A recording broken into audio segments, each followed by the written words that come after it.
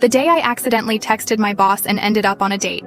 It was one of those chaotic days: spilled coffee, missed train, barely making it to the office. By lunch, I needed a break and tried texting my boyfriend to vent.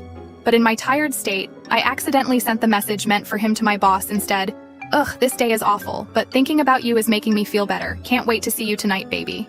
Panicking, I tried to cover up the mistake, but to my surprise, my boss replied, "I'm glad I could brighten your day. How about dinner tonight? I know a place to help you unwind." Hesitant but intrigued, I replied, "Sure, I'd love that." At dinner, my boss looked even more attractive than usual, and we clicked instantly. By the end of the night, I realized we had more in common than I thought. When I got home, my phone buzzed. It was my boyfriend. But after the evening I just had, I knew something had changed. I ended things with him and started something unexpected with my boss.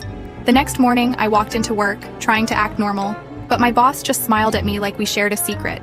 Honestly, I wasn't sure if it was a mistake, but it felt like the start of something wild.